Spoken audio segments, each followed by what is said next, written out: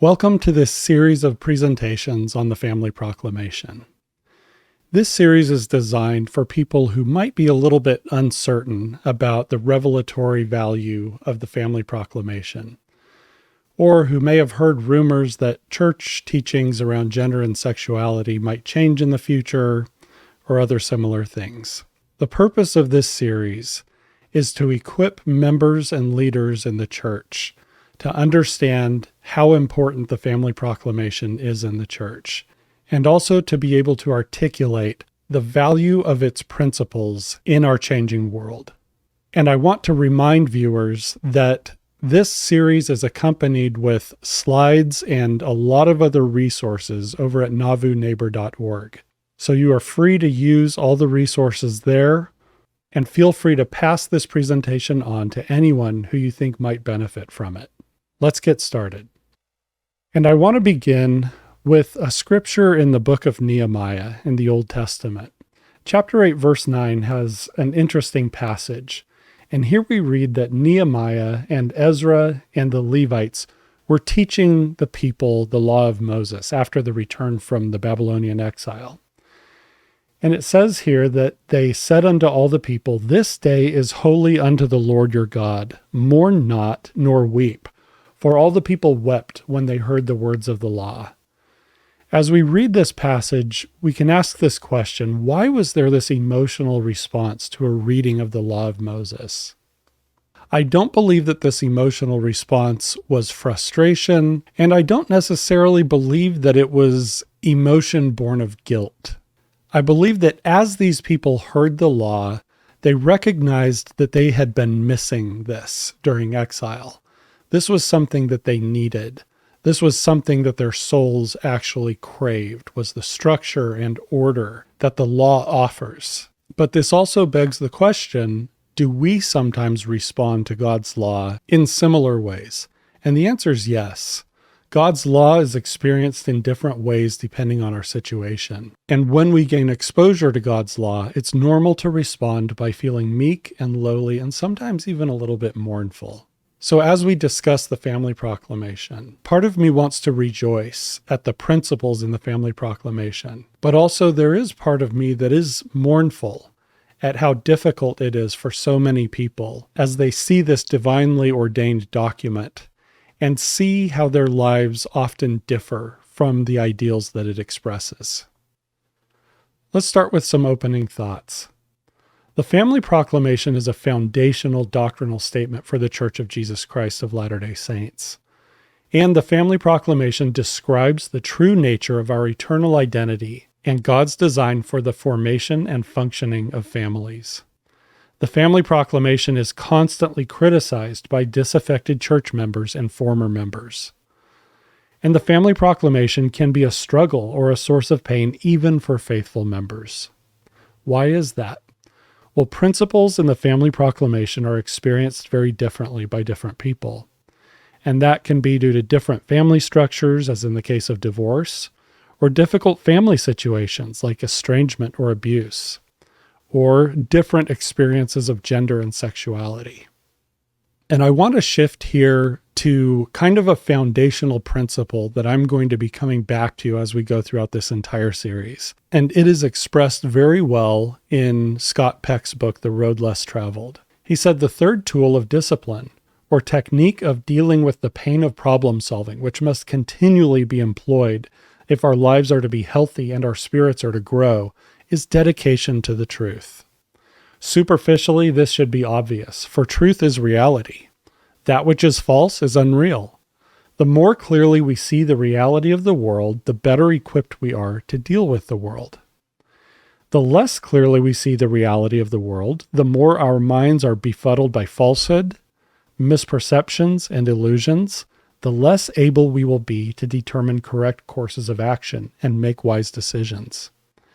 Our view of reality is like a map with which to negotiate the terrain of life. If the map is true and accurate, we will generally know where we are, and if we have decided where we want to go, we will generally know how to get there.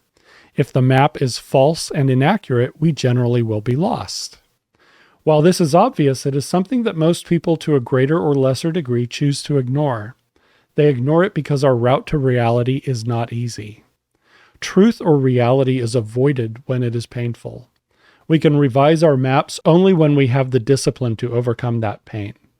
To have such discipline, we must be totally dedicated to truth. That is to say that we must always hold truth, as best we can determine it, to be more important, more vital to our self-interest than our comfort. Conversely, we must always consider our personal discomfort relatively unimportant and, indeed, even welcome it in the service of the search for truth. Mental health is an ongoing process of dedication to reality at all costs. As we proceed in this series, again, this is a theme that I'm going to return to: the importance of living in a way that is grounded in reality and teaching things that are grounded in reality and interacting with other people and ideas in ways that are grounded in reality. This is foundational for our mental health. Let's talk about the relationship between kindness and reality. Many critics of the Family Proclamation think their behavior is based in kindness and compassion. But love means working toward the well-being of others, not pretending that reality is something other than what it is. And people who love us will be honest with us and help us to live well in reality. I love this quote from Thomas Keating. He says the contemplative journey, and we might just rephrase that as the spiritual journey, because it involves the purification of the unconscious, is not a magic carpet to bliss. It is an exercise of letting go of the false self, a humbling process, because it is the only self we know. And I'll pause here and say that when he talks about the false self, what he's talking about is the narratives that we construct about what constitutes our self. When we talk about my authentic self or being who I am, what are those ideas that we use to form those conceptualizations of our identity? Teachers like Thomas Keating call those the false self, and our true self is found in our relationship to God as his children. Continuing, Keating says, God approaches us from many different perspectives: illness, misfortune, bankruptcy, divorce proceedings, rejection, inner trials. God has not promised to take away our trials, but to help us to change our attitudes toward them. That is what holiness really is. In this life, happiness is rooted in our basic attitude toward reality. I'm going to repeat that last sentence that he says. In this life, happiness is rooted in our basic attitude toward reality. And it is important to acknowledge here that the realities of the Family Proclamation are difficult for many. And as we confront them, sometimes we construct narratives that are sort of self-defeating. And I want to talk about this. If your family life does not map neatly onto this doctrinal statement, the Family Proclamation, that does not mean that you are broken. It doesn't mean that you are a failure. It doesn't mean you are sinful. And it doesn't mean that you are destined for eternal sadness. These are narratives that we sometimes adopt as we see a gap between our lives and God's ideals. And they're not healthy narratives. So let's talk about some better ways of thinking about that gap between our lives and the ideal. Instead of saying things like, I am broken, I'm a failure, I'm sinful, or I'm destined for eternal sadness, let's explore other ways of thinking about our experiences with regards to the ideals of the Family Proclamation. I love this passage in Genesis 3 that we sometimes call the curse on Adam and Eve. Here God says to Adam and Eve, in pain shall you bear children, and for your man shall be your longing, and he shall rule over you. Cursed be the soil for your sake. With pangs shall you eat from it all the days of your life. Thorn and thistle shall it sprout for you, and you shall eat of the plants of the field. By the sweat of your brow shall you eat bread. When we use the language of cursing to describe what is being said here, it often sounds like God is punishing Adam and Eve. But what he's really doing is just describing the reality of the world that we live in. He's helping them to have appropriate expectations for living in the real world. I've highlighted some important text here, for your sake. In other words, these difficulties of mortality are for our sake. And I want to zero in on a couple of other words here, thorn and thistle. What do thorn and thistle represent? They represent experiences that are neither good nor bad, just unexpected. Like when you plant a garden and unexpected things grow and they surprise you, and you have to figure out how you're going to respond and adapt to these surprises. In 2 Corinthians 12, Paul says something really interesting. He says, "Unless I should be exalted above measure through the abundance of the revelations, there was given to me a thorn in the flesh, the messenger of Satan to buffet me, lest I should be exalted above measure. For this thing I besought the Lord thrice, that it might depart from me. And he said unto me, My grace is sufficient for thee, for my strength is made perfect in weakness." So Paul had an experience of mind and body that was very unsettling and persistent. And on multiple occasions, he asked God to make this go away. And the Lord told him, no, it's not going to go away, because the Lord's grace is sufficient. I like that Paul uses this term thorn here, because again, if you've ever planted in a place where a lot of things grow, you know what it's like to have unexpected things grow. And if the only response available to you is anger and frustration, then you're going to be angry and frustrated a lot during gardening season. But the better approach is to not be angry and frustrated. The healthier approach is just to simply acknowledge that unexpected things happen. And that's a normal part of life. And it does not mean you're a bad gardener. It does not mean you're a bad person. This is very important for us to understand as we process difficult mind-body experiences or difficult relationship experiences. Things that sometimes result in a gap between our lives and the ideals in the Family Proclamation. Now let's talk about how critics sometimes respond to the Family Proclamation. Some critics reject the principles in the Family Proclamation outright. And this usually happens if the critic has embraced some popular trends in thinking about gender and sexuality. Some critics reject it as revelation. They point to its non-canonical status. But there are plenty of binding revelations that are non-canonical. Most scripture and other revelation have not been canonical for most of their existence. Some critics try to reinterpret the Family Proclamation as if it allows for same-sex marriage or other things that are contrary to church teachings. But the Family Proclamation is not open to just anyone's creative reinterpretation. Its principles are interpreted authoritatively by God's ordained servants in the Church Handbook of Instructions. And that leads me to a discussion of sustaining.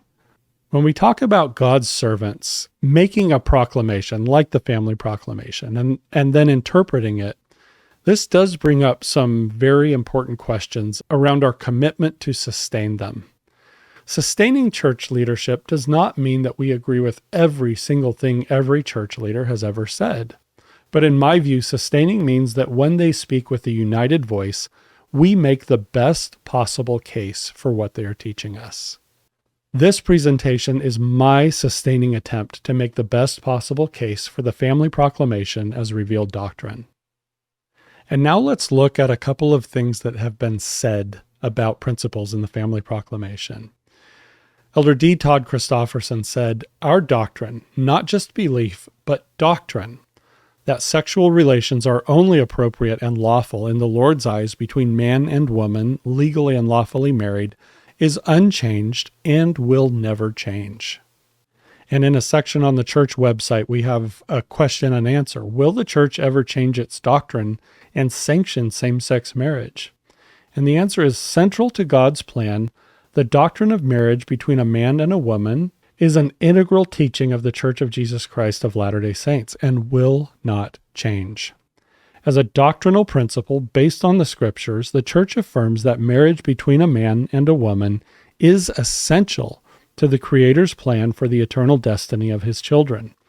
The church also affirms that God's law defines marriage as the legal and lawful union between a man and a woman. Some critics have tried to establish some kind of analogy between the Family Proclamation and the priesthood ban that was overturned by Revelation in 1978, thinking that the same process might apply to the Family Proclamation in the future. There's a good article in Public Square magazine that talks about this, and the authors say, others suggest that the church's current leaders are blinded by prejudice or other forms of institutional inertia, but that future leaders will get it right. After all, they argue, past church leaders were wrong about the priesthood and temple restrictions for those of African descent, and God corrected that mistake with the 1978 revelation. There are important differences between these situations, which make the analogy sorely flawed. It was universally acknowledged that the pre-1978 priesthood and temple restrictions were not permanent, and that eventually it would change, though opinions differed as to when. This is why at the beginning of Official Declaration 2, President Kimball said the long-promised day had come. Brigham Young, the prophet who initially imposed the restriction, prophesied that it would end. Subsequent prophets did as well. In contrast, there are no analogous statements from any church leader suggesting that our doctrine of marriage and order of the priesthood that requires the complementary union of a man and a woman to become all that our heavenly parents are, could be changed to accommodate same-sex marriage sealings. No church leader has ever performed such a sealing, or even hinted that such was a theological possibility. Now, as we proceed through a discussion of the principles in the Family Proclamation, we're going to see other blind spots and gaps in the thinking of critics of the proclamation. Let's begin with a discussion of the first principle offered in the Family Proclamation, and that is identity. The Family Proclamation begins with the following. We, the First Presidency and the Council of the 12 Apostles of the Church of Jesus Christ of Latter-day Saints, solemnly proclaim that marriage between a man and a woman is ordained of God, and that the family is central to the Creator's plan for the eternal destiny of His children. All human beings, male and female, are created in the image of God. Each is a beloved spirit son or daughter of heavenly parents, and as such, each has a divine nature and destiny. With the Family Proclamation, our identity statements sound something like the following. I am someone who lived long before any of my mortal experiences, and I am a child of heavenly parents. Without the principles in the Family Proclamation, identity statements sound more like, my mortal experiences are me, and I am solely a product of random evolutionary processes. The only parents I have are my earthly parents. My identity is whatever I think and feel it to be. And here I want to explore something important, and that is the value of limiting principles. Sometimes church members are asked a hypothetical question. If the prophet told you to do something extreme, would you do it? I've heard this said multiple times, like, oh, if your prophet asked you to kill somebody, would you do that? And just as a tangent, I usually respond to questions like that by saying, tell me the odds that the prophet would ask me to do that, and I'll tell you the odds that I would do it. But anyway, let's explore what's really going on when they ask this question. What they're trying to find out is whether or not we have a limiting principle, a line we will not cross in our obedience. They're trying to figure out, do you have critical thinking skills, or do you just do whatever you're told, like we find in cult environments, where nobody questions anything that is said or done by a leader? They're trying to see if there is a line that we would not cross. In other words, a limiting principle. Is there any limiting principle to your obedience? This is a question that we are going to ask of critics of the Family Proclamation at multiple points in this series. And now let's talk about our choices around identity. In Western societies, we commonly form an identity out of our victim status, our perceptions, our accomplishments, sports teams, our politics, any number of other things, our personality, our desires. When we talk about these things, we often say, this is who I am. This is my authentic self. But this is not the only way to think about identity, about self. In Eastern societies, especially societies that are influenced by Buddhism, they do not form an identity, a sense of self around life experiences. The Buddha warned his followers against using feeling as self, or perception as self, or volitional formations as self, or consciousness as self. This is a very stark contrast with Western notions of identity and authenticity and being who we really are, that kind of language. And this is an area where we, Latter-day Saints, who adhere to the principles in the Family Proclamation, we strongly agree. The core of our construct of identity is found in this simple primary song, I Am a Child of God. We existed long before any of our mortal experiences, and we are going to exist long after our mortal experiences. So on what grounds do we call our mortal experiences self? Without a core understanding of divine identity, people form identities out of thoughts, feelings, and experiences. And so we have the spectacle in Western societies of people identifying with other races. In this case, we have Rachel Dolezal, who is a Caucasian woman who identifies as Black. And we have Ollie London, a British TikTok influencer, who is also Caucasian, who identifies as Korean and has had his body surgically modified to accommodate his transracial identity construct. We form identity out of our victim narratives, and also some bizarre hobbies like the furry movement. Here we have a quote from this article about furries where someone says, "It's not a fetish, it's an identity, a community." And going back to the importance of a limiting principle, if you think the church should validate other identity constructs, what is your limiting principle? Where do you draw a line? And if you think it's not important to draw a line, let's look at another example. Here are a couple of posts from an individual on Twitter. He said, society will one day accept minor attracted persons, in other words, pedophiles, as part of the queer community. We just have to keep pushing it. Let the world know the truth about who we are. It may take a bit, but eventually we will get there. And minor attracted persons of the future will no longer have to hide who they are. My goal in life is to change society's attitudes toward minor attracted persons and children's autonomy, to make experiences between minor attracted persons and children harmless and acceptable. We have the intellect and arguments to do it. We just need the numbers. We must first focus on academia. I repeat, if you think the church should validate other identity constructs, what is your limiting principle? Here you have an individual who says that attraction to minors is part of their identity. He's claiming that it's foundational, using this language of, this is who we are.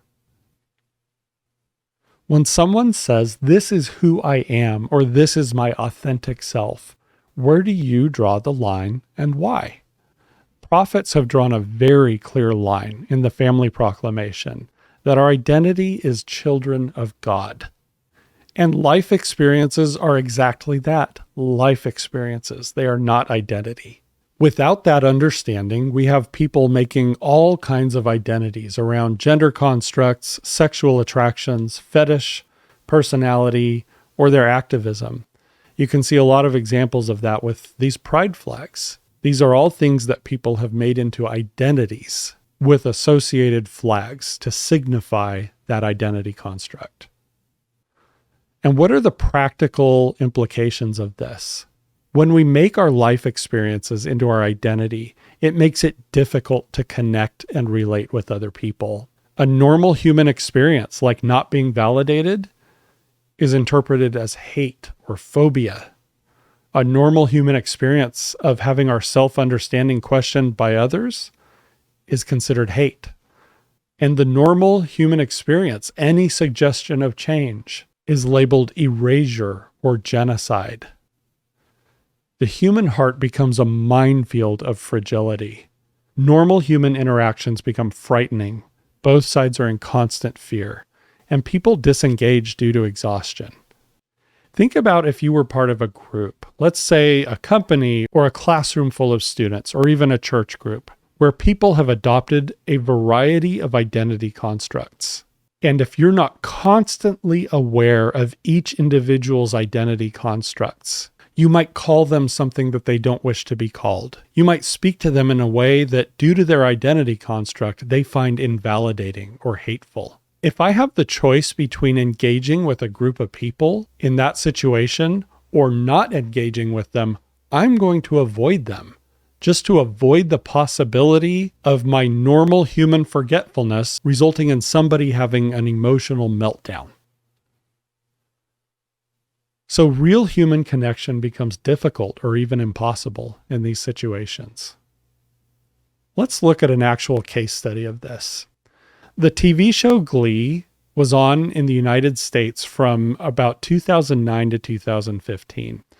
And it was a TV show about some teenagers and teachers in high school. And each of the characters had an identity construct.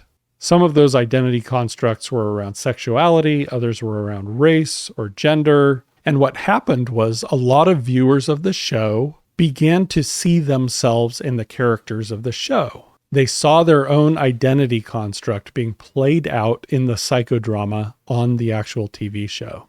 On the website Tumblr, there were groups that formed around these identity discussions. Let's read the words of somebody who wrote a retrospective about that experience. The Tumblr account 12 Clara wrote, "The Glee fandom is not history, it's blood. I still see it all over this website. The vague posts, the deactivated URLs. Where do you think the word problematic became popular?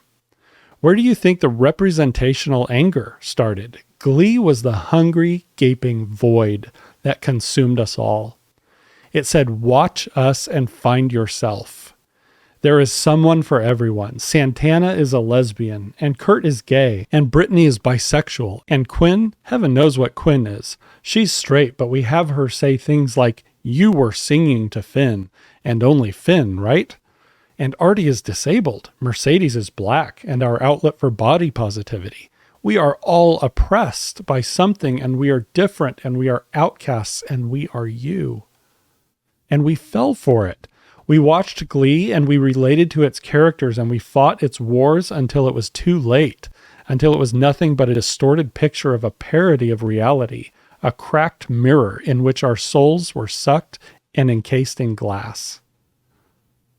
We won every popularity contest, every online poll. We voted our fingers to the bone. We created art and wrote fanfic and made such excellent photo manips. They were published in newspapers. We were prolific. We were consumers of the hell we created. You asked for history. There's no history, only rage and pain and regret. The image of Anonymous with a gray face and sunglasses telling you to kill yourself. Tumblr is a reflection of the whole Glee left when it finished taking all it could from us, when the void could not consume anything more, and the posts on it now, the social justice discourse, that is, from those who refuse to learn from us. The history is here, and it followed us, and we can never, ever escape it. Look at the intensity of the psychodrama and conflict that emerged during this period, when people adopted these identity constructs attached to characters in a TV show. And how does this play out in other environments? There was an article recently in The Intercept talking about left-wing activist organizations in the United States, where intersectionality is the dominant identity paradigm. And intersectionality basically asserts that people have identities that have overlapping layers of grievance and oppression. And the more of those overlapping layers you have, the more status you have to speak on questions of oppression and injustice. How does this play out where that is the dominant paradigm? Let's read what the article says. Planned Parenthood, NARAL Pro-Choice America, and other reproductive health organizations had similarly been locked in knockdown, drag-out fights between competing factions of their organizations, most often breaking down along staff versus management lines. It's also true of the progressive advocacy space across the board, which has more or less effectively ceased to function. The Sierra Club, Demos, the American Civil Liberties Union, Color of Change, the Movement for Black Lives, Human Rights Campaign, Time's Up, the Sunrise Movement, and many other organizations have seen wrenching and debilitating turmoil in the past couple years. In fact, it's hard to find a Washington-based progressive organization that hasn't been in tumult or isn't currently in tumult. Quote, "To be honest with you, this is the biggest problem on the left over the last 6 years," one concluded. "This is so big, and it's like abuse in the family. It's the elephant in the room that no one wants to talk about. And you have to be super sensitive about who the messengers are. For a number of obvious and intersecting reasons, my race, gender, and generation, I am not the perfect messenger, but here it goes anyway." This is, of course, a caricature of the left, that socialists and communists spend more time in meetings and fighting with each other than changing the world.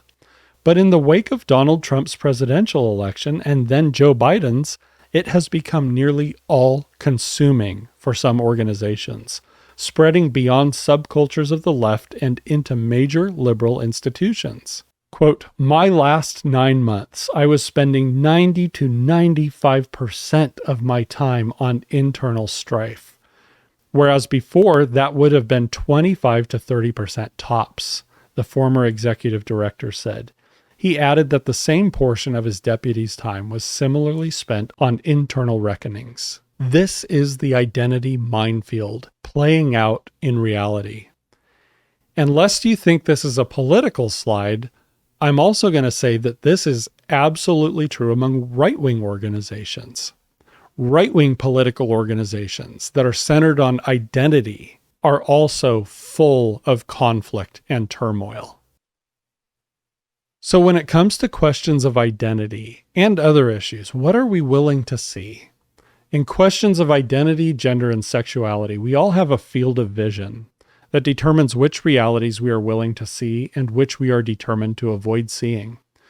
When loved ones are struggling, our field of vision can sometimes narrow to the very most immediate concerns for their well-being.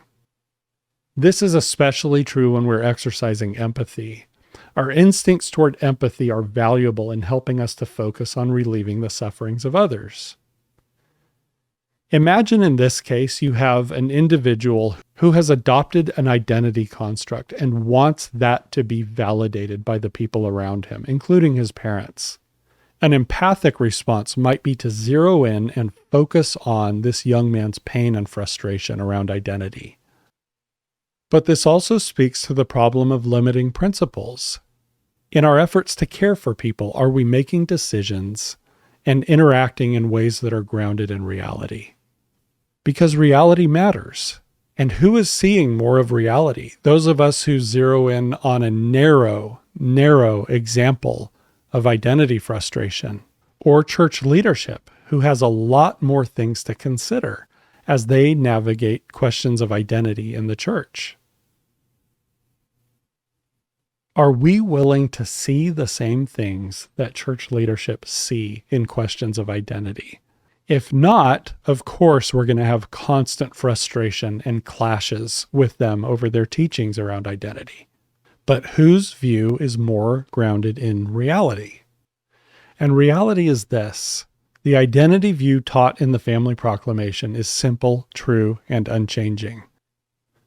It maximizes our ability to relate to other people, and it maximizes our capacity for human connection, which contributes to happiness and mental health. Identities based on thoughts, feelings, perceptions, desires, and other mortal experiences are not real or permanent. They minimize our ability to relate to other people, and they minimize our capacity for human connection, reducing our happiness and our mental health.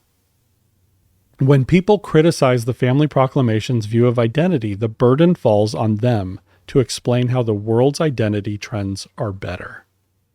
And if our eyes are open to what's really going on in the world, the answer is clear. The world's identity trends are not at all superior to those of the Family Proclamation. This is one of the reasons why I consider the Family Proclamation to be authentic prophetic revelation. And in part 2 of this series, we're going to explore questions around gender. And again, I'll remind viewers that we have resources available at NauvooNeighbor.org in support of each of the presentations in this series. Thank you for joining me.